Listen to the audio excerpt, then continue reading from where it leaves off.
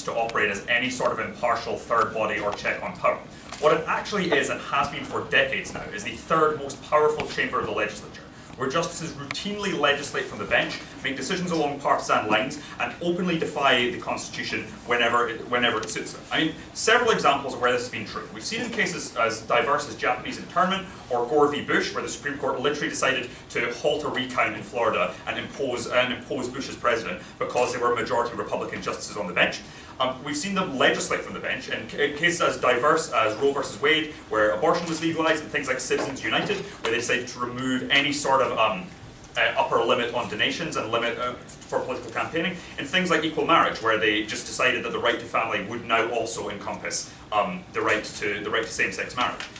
They're literally just passing new law here. Like, this is not laws that could be reasonably interpreted by what were in the Constitution. No one we've elected has ever voted on these things. No one ever had a say on them. Lastly, they overwhelmingly follow along partisan lines. Like literally everyone can tell you who the Conservative justices are and who the Liberal justices are. Like, they are overtly party political, and they are overtly political in terms of how they in terms of how they make their decisions. Our contention is straightforward. It's not that any of these cases are bad decisions or things that we disagree with. Like, we're not going to stand up here and say we don't agree with any of the cases I've cited. Our only claim is this. When this court is so powerful and so fundamental to the core, most important aspects of your lives, you deserve a democratic say in what the court's decisions are. You should be able to elect these justices, and crucially, you should be able to kick out bad justices when you don't like them, rather than relying on the current things.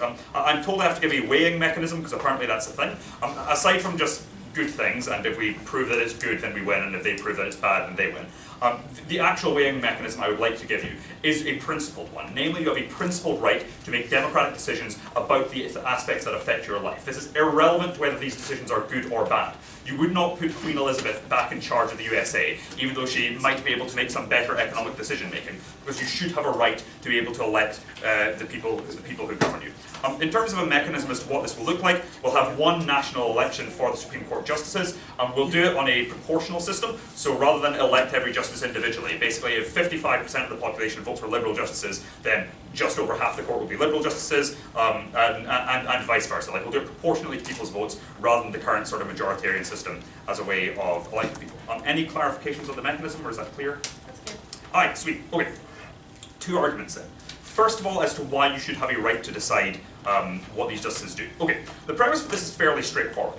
These control some of the most fundamental aspects of your life. Things like whether a woman has right to autonomy over her own body. Things like what the very rules and mechanisms that govern our body politic are.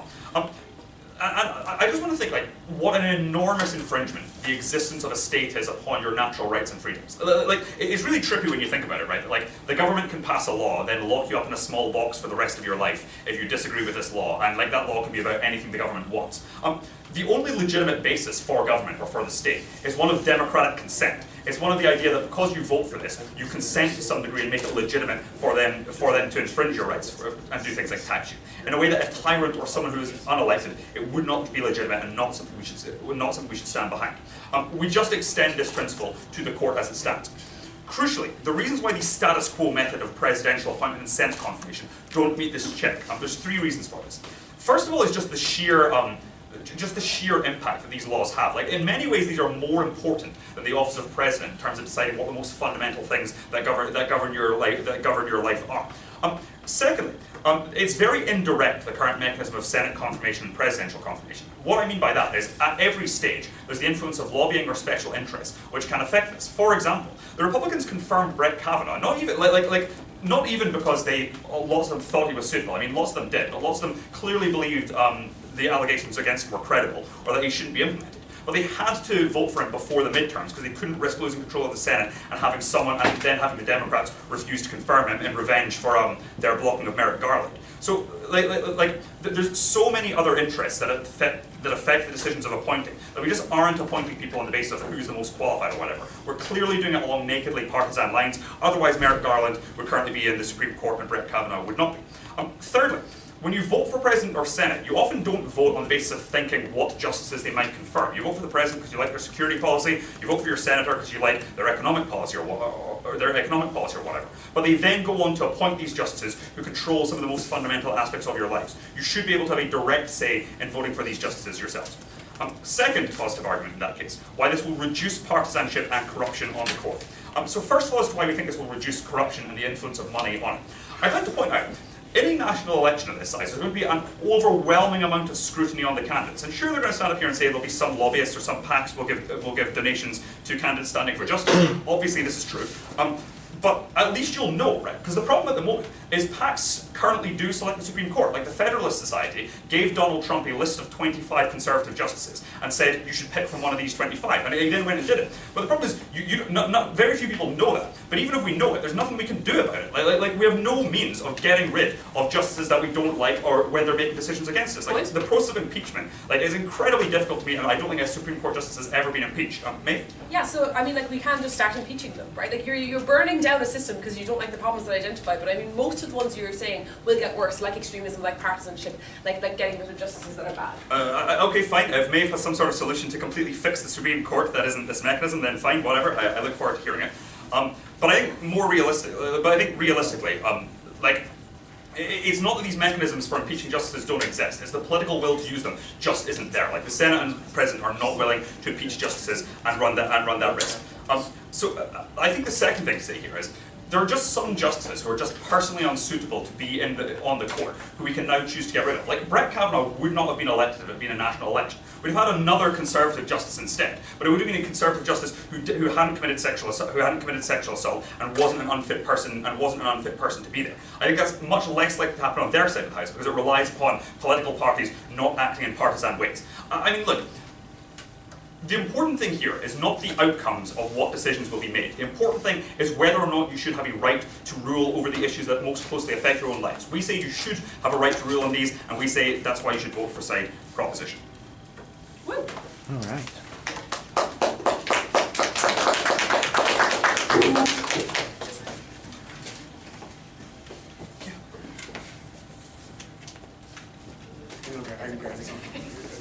Oh, do you have paper?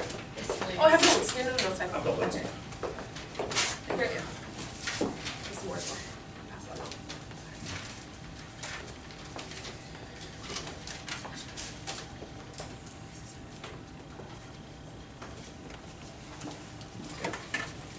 Let's begin.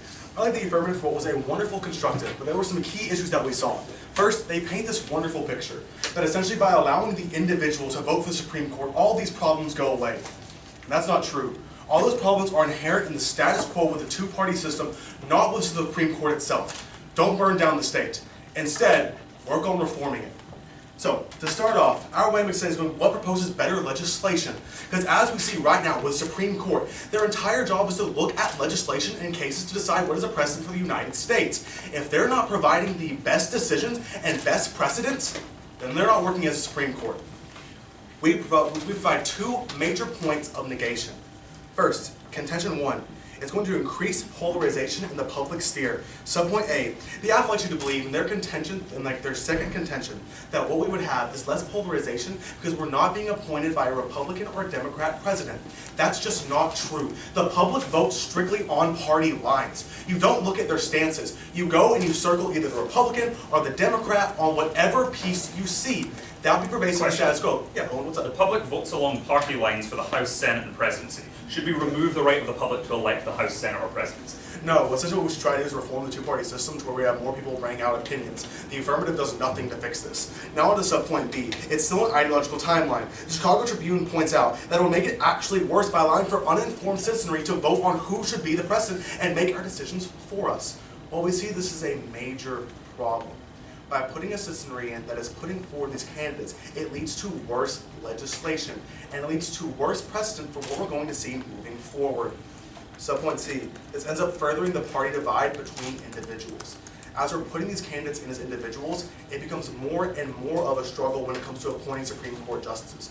Besides President Trump's election, we've actually seen a much more moderate ideology when it comes to appointing Supreme Court justices. Sure, they're still going to appoint a Republican or a Democrat based on who they are, but they're more of a moderate Republican or Democrat that tends to listen more to the different ideologies presented to them. Second point, we see the most extreme candidates come forward. Subpoint A. These most extreme candidates are going to be there because individuals vote for who's the most charismatic and fits the most of their party lines. As we see as we move more and more into the two-party system, individuals go to who backs the most Republican or most Democrat ideologies. We're even seeing this today when it comes to like the Senate race between Beto and Cruz. Individuals are scrambling to see who fits more of the generic party lines. When we look at this, it makes that problem even more pervasive and much more worse. What's up?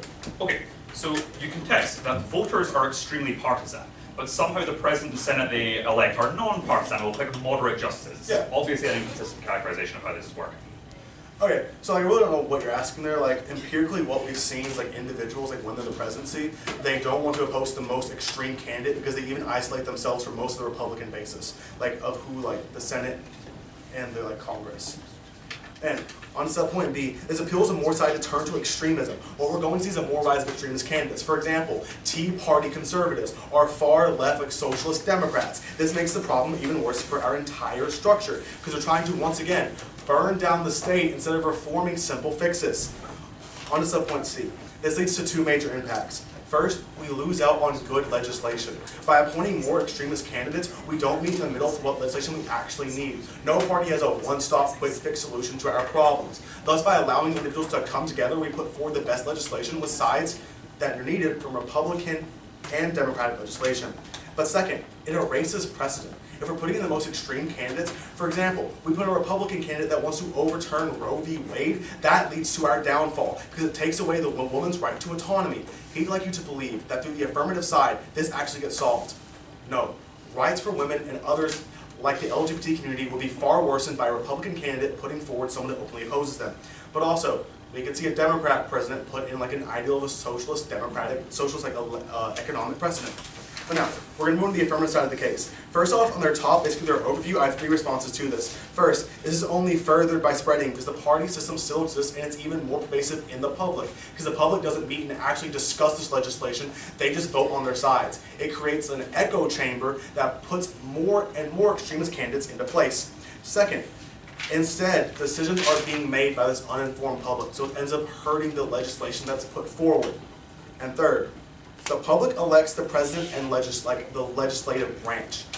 They follow the wishes of the majority of America at that time.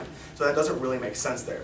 But on to the weighing mechanism. This doesn't work for two reasons. First of all, it goes against the standard of every single election we have. The US wouldn't put this forward. There is no majority election. For example, even when it comes to the Electoral College, only 2 states have that system. It's winner take all. So for example, when we need to appoint a Supreme Court justice at any given time, we don't elect not all 9 at the same time. We elect 1 because they're still there for life. If an individual wins that election, we're not posting like 6 and then 3. We're literally just putting in a Republican candidate. It's not how our elections work. But then second, under the mechanism, the President and Senate are still going to determine who gets put forward. Because the President and Senate, still in their legislation, they appoint. So sure, you win and you want a Republican electoral put forward. Still, the Republican Senate and the Republican President have to approve that. You don't get rid of that. So the problem is still even more pervasive in the affirmative world. But on to that first contention. First, this still would have happened in the status quo. Like, the United States citizenry isn't too good at putting down candidates that have sexual abuse allegations. Look at President Donald J. Trump, who literally was shown on Good Morning America slandering and putting forward some very aggressive and what he called locker room rhetoric. We still voted him in. He won through that. But second, the president appoints the security and economic basis. He wants you to believe that we don't look at this. Yeah, we appoint him for that, and then he decides through his security and econ basis what Supreme Court justice he's going to put forward. Just because President Donald J. Trump or any other president looks at the list that people give them, these parties, doesn't mean they necessarily follow it. And even if they do, they already picked the 25 most probable Supreme Court justices that were Republican. So yeah, it's a pretty good chance they got that right. And then we're going to go on to the second contention. First, fight for impeachment of representatives that aren't good instead, like Kavanaugh. To reform the system is a much better option than push that as a public. A public outcry works in this sense. But then second, we still have this inherent in the political world. PACs will still stand for a Supreme Court justice and push forward their legislation, even making the party more corrupt. Thank you.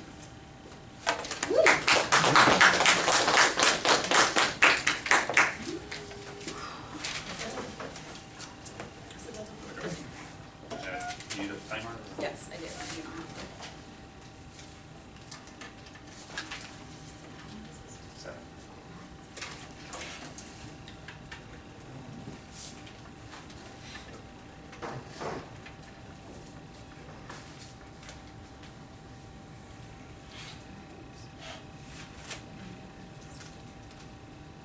first, just want to give a thank yous to everyone for being here, the audience, and of course the debaters from the UK for allowing this to happen right before I get into the resolution. First, I'm going to start off on my opponent's rebuttals. So the first argumentation, talking about how the court is inherently corrupt, he says that it further spreads this and the uninformed public is bad. However, when we look at the affirmative side, what we're saying is that it's going to spur dialogue between the public to become informed in order to have a better say in what happens right now. They never refute our actual contention, talking about how it's corrupt in the status quo, meaning that they concede to this. This is important for many reasons. One, because through the affirmative, we can further do something that will create a step, take a step forward to try and solve the things that are happening right now in the status quo. Second, against the weighting mechanism. My opponents come up here and say that the United States would be against this standard and they wouldn't put this forward. However, the resolution itself, we're just debating whether we should do this or not. Therefore, this doesn't actually refute any argumentation on the affirmative. You have to assume that we have fiat and therefore they can see this because the only argumentation is saying that the US wouldn't want to do it. However, that's not what the debate about is today. The debate is about whether we should or should not do this, and the affirmative has come up here and given you many firm reasons as to why we should. On to the case. Contention 1, the right to decide. This was, my opponent comes up here and says that we should have impeachment instead, specifically to contention 1 and contention 2. However, impeachment is already happening right now in the status quo, right? It's already a possibility, meaning that the negative doesn't come in here and give you a sufficient alternative as to what we could do. Meaning that the only one here giving you something to essentially help the people would be voting through the affirmative with our plan essentially having a one national election because of the fact that we would reduce corruption that's happening right now. Essentially what's happening is that the negative doesn't come up here and give you a sufficient alternative or resolution. They're just saying that we should let the status quo happen because it solves. However, if that were true, we would have already seen it happen right now. But the fact of the matter is that these problems are prevalent right now in the status quo due to the fact that these people don't have the right to decide because essentially, even if they don't have the right to decide because of the fact that we are getting these policies chosen for us instead of actually what the people want. On to reducing corruption. My opponents come here and said that lobbyist pacts are already going to happen. However, what we're saying is that there's no means of getting rid of it right now in the status quo, which is why through voting through the affirmative, making it a making it one national election for them, it is essentially going to increase the probability of it being solved rather than just going through the opponents. Yes. So pacts don't happen in national elections and don't corrupt the democratic process at all on your side? I'm sorry, can you rephrase your question? Sorry. So obviously pacts get behind candidates when they're running for election on a far more extreme way than they do on the status quo system of just nominating different justices. What we're saying is that the lobbyist pacts is going to reduce corruption because of the fact, like, right now with the current election, like the wonderful examples that my partner came up here and said, like, Brett Kavanaugh wouldn't have been elected if it wouldn't have been for these. What we're saying is that, like, if the people are allowed to choose, it's essentially going to be, like, a better representation or an accurate representation of what the people want. That's what we're saying is going to reduce the corruption, which is really important to notice in today's debate. Essentially, the affirmative case wasn't necessarily refuted. They just come up here and say that the status quo solves. However, that's not true. Specifically towards the influence of the parties and how appointing is going to be done better through the affirmative side. And with that, I urge you. Woo! That's okay. Great. Can I get rid of these? She's favorite of mine. Okay. All right.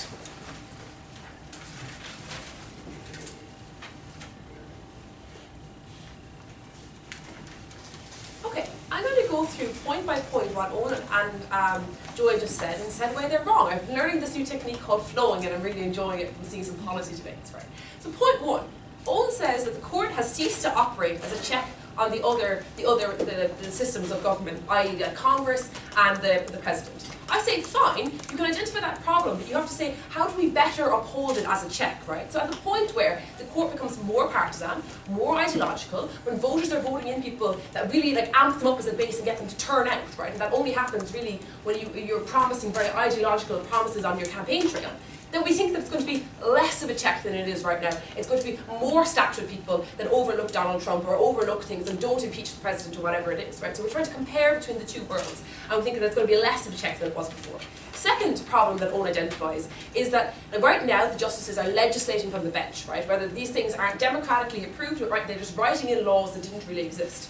I think, again, that's something that gets worse on their side. At the point where, when people are making campaign promises and they're like, if you vote for me for the Supreme Court Justice, I will repeal Roe v. Wade, right? They're making those promises explicitly, and they're definitely going to come along and start overturning precedent in a way that is unprecedented, to excuse the pun, right? I think that like the drive to legislate from the bench gets worse when we start electing people who are really, really ideological and really, really partisan, right? So again, it's a problem that he's pointing out, but his solution is making it worse, right? And that ties to the partisanship that he was talking about as well. Then he says, well, you deserve a democratic say in the laws that affect your body, right? So it's actually on like Roe v. Wade or whatever, right? You deserve to have some representation in the court because these laws affect you. I say, maybe you don't, right? Because if you elect your president, right? Or like you elect the elector who elects the president, but basically you elect the president, right?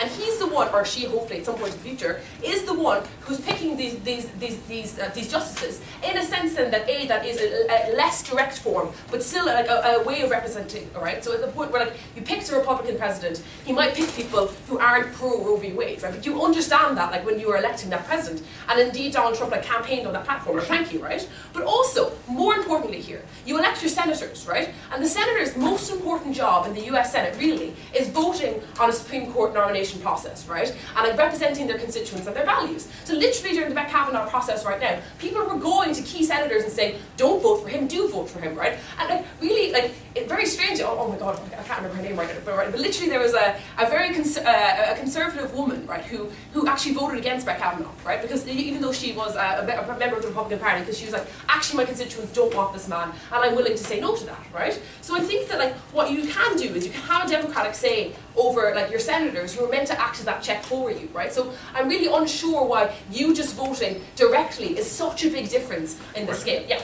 Okay, except not a single senator has ever been elected on the promise of confirming Brett Kavanaugh, because we didn't know Brett Kavanaugh was going to be nominated until after they'd all been elected. So this obviously doesn't work as an mechanism. Yeah, it's almost like the senators never listened to their constituents after they've been elected. That's obviously bananas, right? People like wrote in, they phoned her, they sent her, literally like they sent her coat hangers to remind her that she said that she was pro-choice, right? They did things like said, I'm not going to vote for you in those midterms. It was Susan Collins from Maine. Sorry, but anyway, right? So they said, I'm not going to re-elect you in those midterms unless you listen to your constituents. And that's the mandate that senators have, and the reason why they do listen to the constituents. So we do think there's a firm degree of democratic process there, right? But more importantly, on a response to this, right, Owen says that the problem is that the Supreme Court justices are legislating from the bench. Surely, if we start giving them democratic mandate, then we are emboldening them to legislate from the bench, right? Because you're saying, now you're representing the people, now you can legislate from the bench all you want. So again, the problem that he's identified, oh thank you, has obviously got worse, right? And we think instead, we should return to interpreting cases,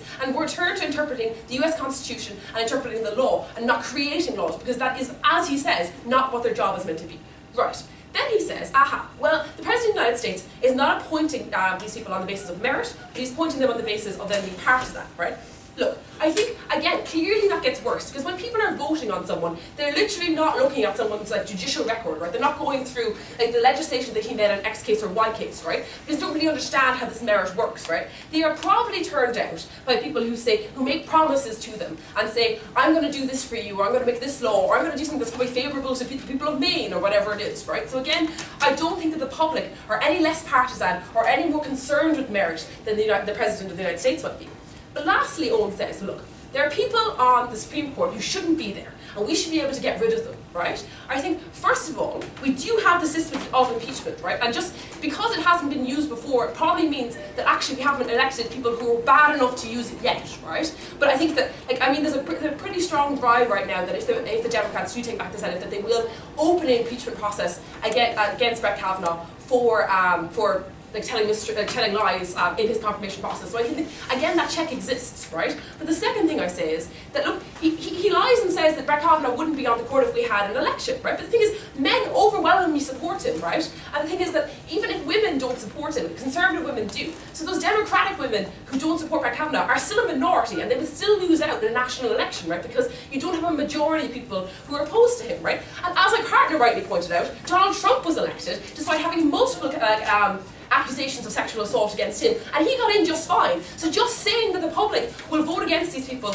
is just patently wrong, right? But look, now talking about what my partner said, the responses we got to it. Look, so Josiah said that like polarisation will get worse because the public votes on party lines. And the response that Owen get to this is that like, well, they voted on party lines in the Senate as well, so we shouldn't ban them from voting in the Senate. I mean, clearly we shouldn't. But if we can shield one branch of government from that kind of polarisation, we obviously should. It doesn't mean that we should not have a democracy, no thank you, right? But it does mean that if we want a system of checks and balances, then surely we should try and preserve at least one of those checks, right? Again, oh, this is the last thing I have to say, right, look, is that when they say that the President of the United States is partisan, no thank you, I took the one, and that the Senate is partisan. To be elected to the Supreme Court, you have to pass your Senate nomination hearings, right? And so oftentimes, you have to be somewhat bipartisan because you need votes, either from conservative Democrats or from progressive Republicans. Because usually now these days, the system, the votes are so small and so narrow that you do need a bit of people across the aisle, right? That's what happened right now. It came down to one vote, right? So Joe Manchin from whatever, right? But also Susan Collins, right? So the thing is, that in an election, those incentives don't exist because in a system of low turnout, you just care about your extreme party voters. So this idea of bipartisanship doesn't exist in the way that it does, at least to a small extent, in the Senate judicial process, right? So I think, yes, they've identified lots and lots of problems, but literally every problem that they identify gets worse when you scrap the system that exists that is pretty bad, but it gets worse on their side, and that's the most important metric in this debate. Thank you.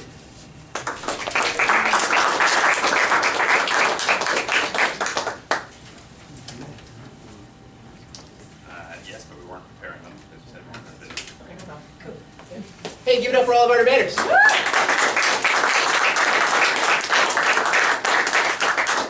they really just did sort of half of a debate. We did the constructive speeches for all of the positions, and I asked them to all participate in this and agree to do that so that we might have time to be able to field your questions. So they can take their debater hats off now. We're going to do a vote first. Oh, you want to do a vote? Yeah, absolutely. Okay. Just show of hands. Yeah, sure. All right, so we're asking for a vote. So we had our motion was that this House would prefer that Supreme Court justices be elected rather than appointed. And so I'll ask you who votes for the proposition side, the affirmative side, or who will vote for the opposition side, the negative side. So all those in favor of the proposition side, I believe the affirmative won this debate. Give me a big raised hand. Okay, all right. All right, got some. All of you believe that the negative side has won this debate. Give me a raised hand up here. Oh, it looks like we have a winner. We're really the winner. Hey, whoa, yes. Yes. Nice job. Okay. So with that. Yeah, it's all good, Okay, all right. She just wanted to know who was winning on it, who's ahead on things.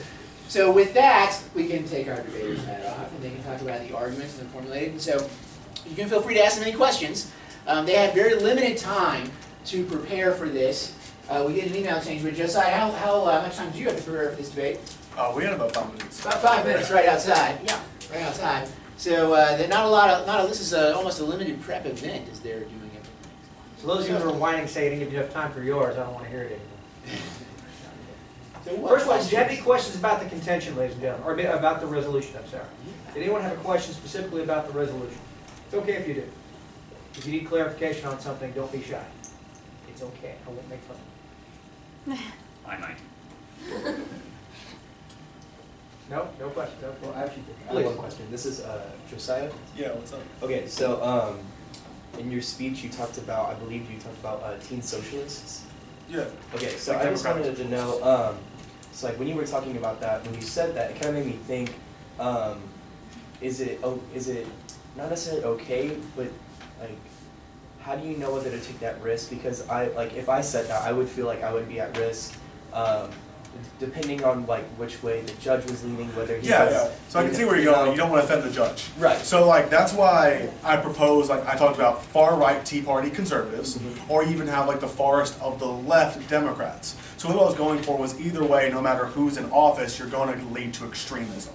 Okay. So that way you really avoid offending the judge in the back, because you're like, yeah, this happens on either side. It's not just one side is stupid, essentially. Right.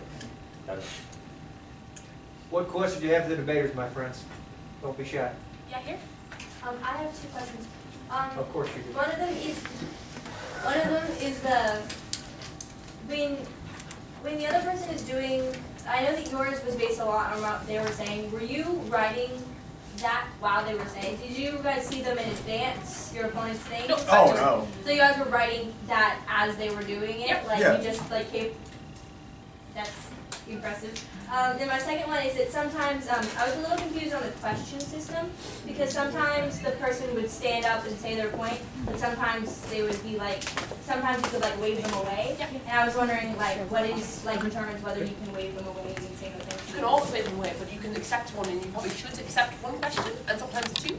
But you can take it at any point in the speech that you want, not in the first minute or the last minute usually, right? But sometimes you can say like no